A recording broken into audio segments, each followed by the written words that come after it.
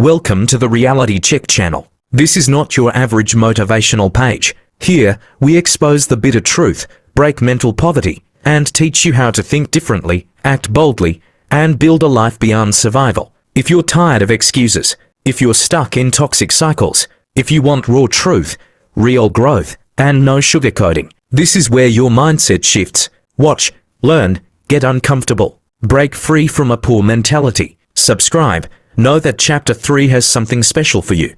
The most dangerous prison is the one you don't know you're in. And that's exactly how many people live, trapped in a poor mentality that they never recognize, simply because it has been with them since birth. They didn't choose it, they inherited it. They weren't taught how to think critically, dream boldly, or challenge their environment. Instead, they were raised in systems, homes, and communities where mental poverty is the culture, not just the condition. And because everyone around them thinks the same way, they assume it's normal, even honorable. But here's the bitter truth.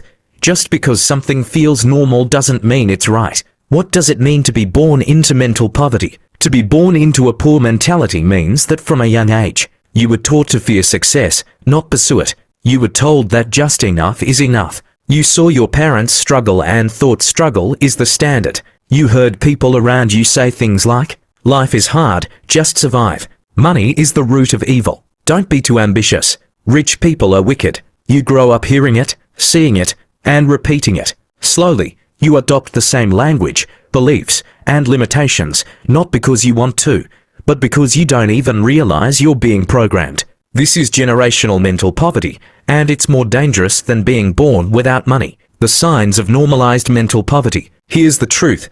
When mental poverty is inherited, you won't recognize it unless you step far outside of your environment. Because in your daily life, you'll see poor-minded behavior everywhere. Poverty is praised as humility. Ambition is mocked as pride. Risk is called foolishness. Comfort zones are defended like fortresses. Anyone who breaks the pattern is seen as a threat. You will be discouraged from reading, mocked for dreaming, and pressured to remain average, because you were trained to believe that anything beyond survival is dangerous. That's the bitter cycle. You don't grow because you weren't raised to grow. The role of parents and guardians. Let's face it, most people who pass down a poor mentality don't do it intentionally. Your parents weren't evil. They were products of their own environment, and they passed on the only script they knew. If they feared the unknown, they taught you to play safe. If they failed in business, they told you not to try. If they believed success is for other people, they told you to stay in your place. They didn't mean to harm you, but in protecting you from risk, they also protected you from growth. They thought they were giving you wisdom, but often, they were passing down trauma wrapped in tradition. The community effect.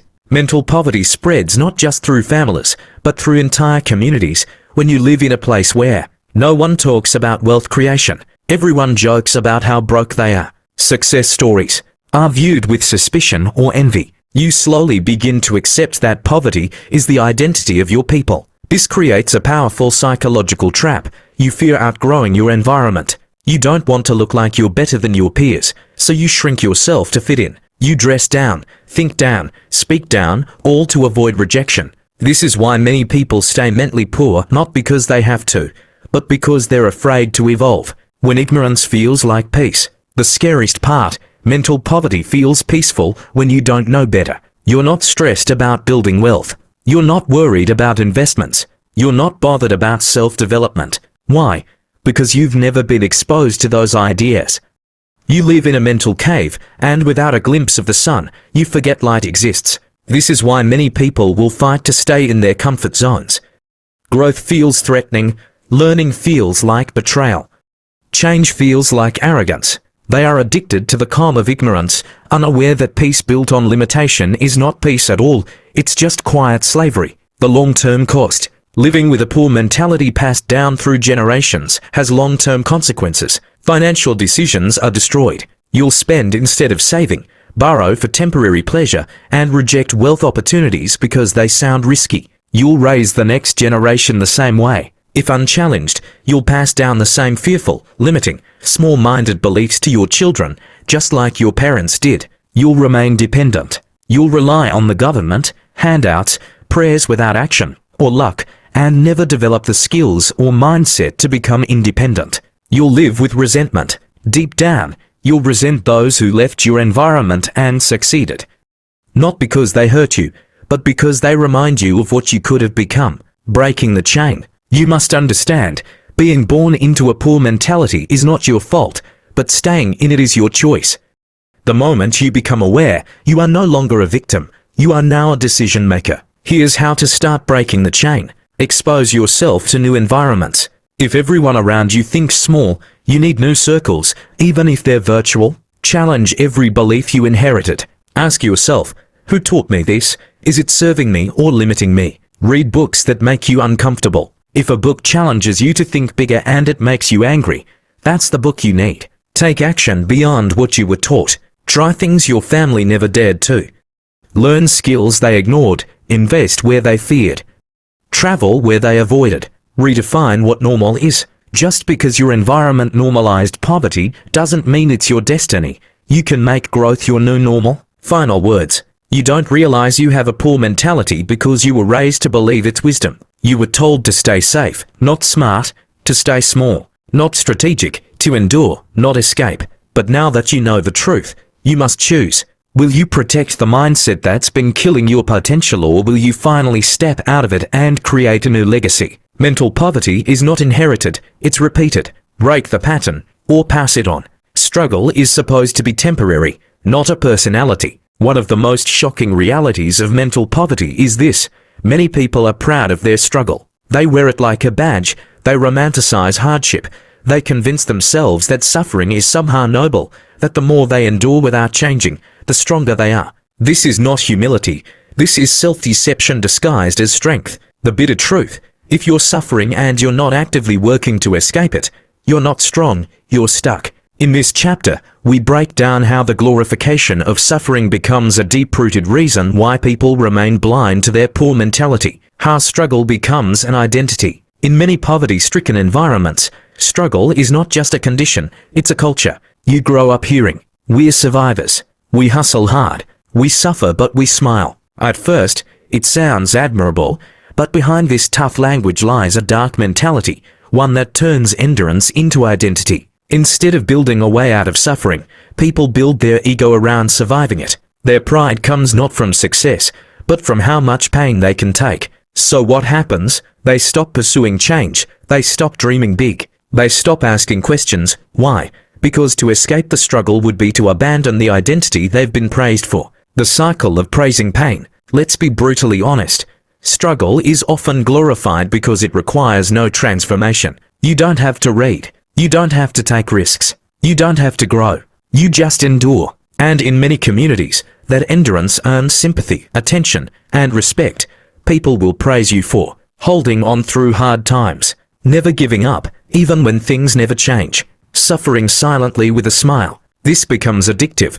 The moment you try to rise above the struggle, people say you've changed. They say you've forgotten where you came from. They want you to stay in pain because your pain makes them feel better about theirs. So instead of chasing growth, you chase validation from those still stuck.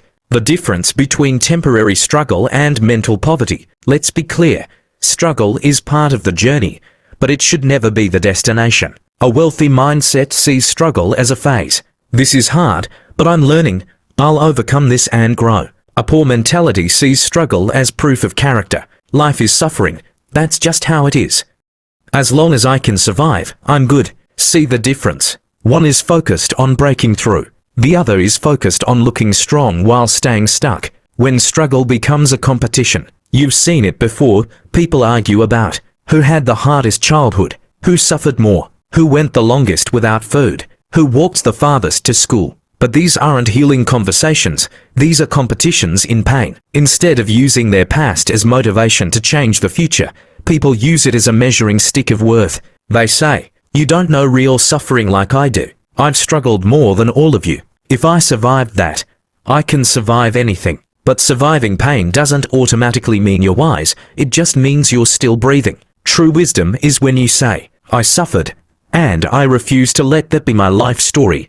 I will change it." When religion reinforces struggle culture, let's talk about something uncomfortable.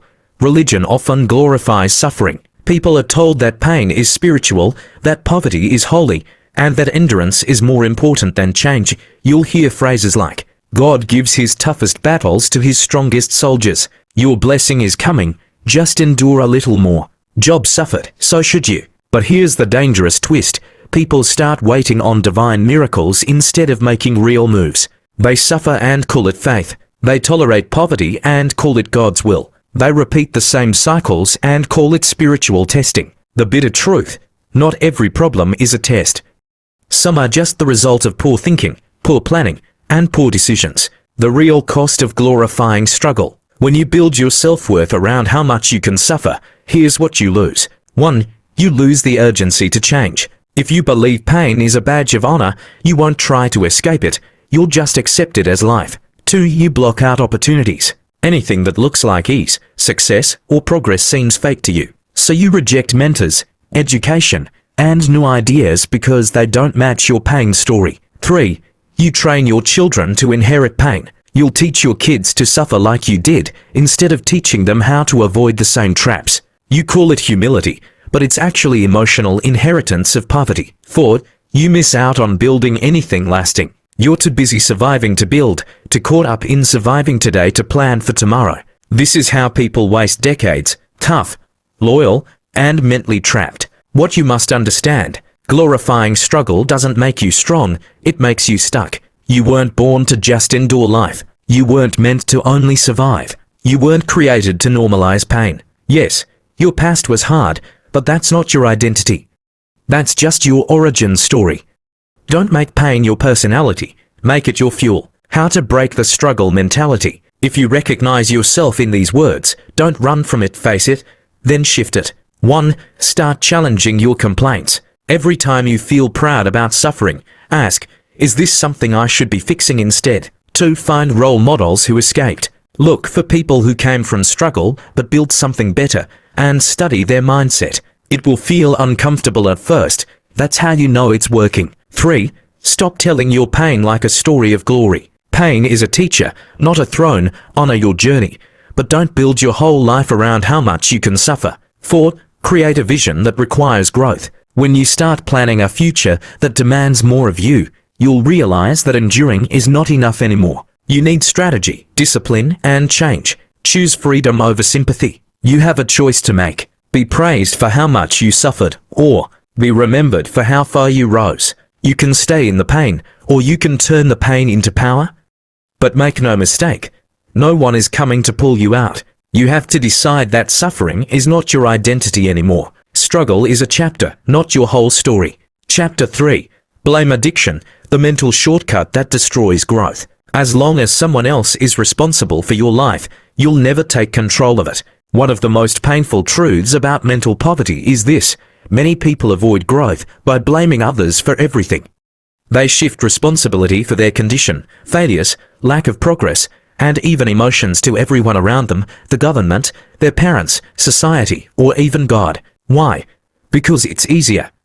Blaming others provides relief. It makes you feel innocent.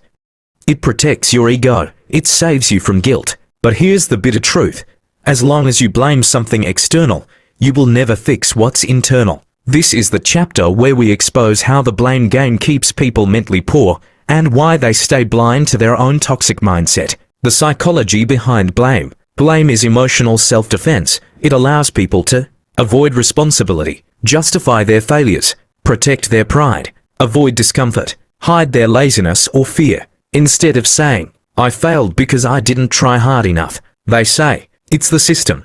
People like me don't make it. Instead of saying, I spent money carelessly, they say, this country makes it impossible to save. Instead of saying, I've been lazy and undisciplined, they say, God hasn't blessed me yet. Blame becomes a shield people use to block accountability. But here's the danger.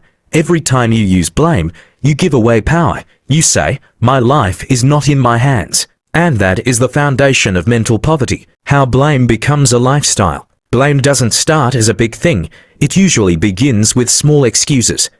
But over time, it becomes a way of life. People start believing they're always the victim. Life is unfair to them. Others owe them something. They're helpless without someone to fix things for them. This mentality is reinforced every time they avoid taking action and still find someone else to blame. It becomes addictive. Why? Because it's easier to feel angry than to feel responsible. The cycle of helplessness. Blame creates a dangerous emotional cycle. You face a problem, you blame someone else. You avoid learning or growth. You stay stuck. You get more frustrated. You find someone else to blame. And the cycle continues. The person becomes bitter, stagnant, and blind to the real issue, themselves. They believe the problem is always out there, so they never look in here. Common targets of blame in poor mentality. Let's break down the usual suspects. You'll hear this in poor-minded environments all the time. 1. The government. The economy is bad. That's why I'm poor. Yes, bad leadership matters. But you'll notice that in the same country where some people are failing, others are still building, learning, growing, and winning. The government plays a role, but it's not your only gatekeeper. Blaming the government becomes an excuse to stop trying. 2. Family and parents. My parents didn't set me up for success. True, they may not have. But now what? You can't control where you started, but you can control how far you go. People who keep blaming their upbringing never outgrow it. 3. The rich and successful. They had connections, they had luck, they had privilege. Maybe.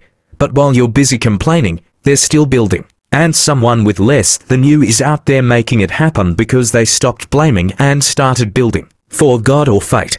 God hasn't answered me yet. It's not my time. This one is deadly. It sounds spiritual, but it's often spiritual laziness. Faith is not an excuse for inaction. Prayer without effort is delusion. People who blame God for their condition often use religion as a delay button on their own responsibility. Why blame feels safe, but kills growth. Blame protects your feelings, but it destroys your future. Here's why. It stops self-reflection. It prevents personal growth. It blocks you from learning from failure. It delays your healing. It creates a victim identity that limits your vision. When you blame, you don't ask yourself, what could I have done differently? What lesson can I take from this? How do I make sure this doesn't happen again? Without those questions, you repeat the same mistakes over and over again and call it bad luck. The bitter truth, you are the problem and the solution. Let this hit hard. Your biggest enemy might be your mindset. Not your village people, not the economy, not your background. Just you. And if that makes you uncomfortable, good, because discomfort is where transformation begins. Yes, you've been hurt. Yes, life isn't fair. Yes, you didn't get a head start. But guess what? You're still responsible for what happens next. No one is coming to save you. No one owes you anything. No one can do the inner work for you. From blame to power, the shift you must make. Here's the good news. When you stop blaming, you take back your power. You start to realize, if I caused this, I can change it. If it's my responsibility, I can grow from it. If no one's coming, I'll build the solution myself. That shift alone moves you from mental poverty to mental wealth. How to break the blame addiction. 1. Start with brutal self-honesty. Ask yourself, what role did I play in this situation? Even if it's just 5%, own it. That 5% is your power zone. 2. Practice responsibility. This means focusing on your ability to respond. You may not control what happened, but you control how you respond now. 3. Stop talking like a victim. Your language shapes your mindset. Replace, why is this happening to me? With what can I learn from this? They messed up my life with how do I rebuild from here? 4. Hang around accountable people. You become who you're around. Surround yourself with people who take responsibility, not excuse makers or blame sharers. 5. Forgive and move on. Blame often hides pain. Forgive the people you keep blaming, not for them, for you. So you can stop giving them mental space in your destiny. Final words. Power belongs to those who take it. Blame keeps you powerless. Responsibility sets you free. If you want to rise above mental poverty, you have to stop pointing fingers and start building with your own hands. No more waiting for perfect conditions. No more crying over the past. No more letting people live rent-free in your mind. You can blame, or you can build. You can complain, or you can conquer. You can stay bitter, or you can get better. Don't forget to drop your opinion or questions.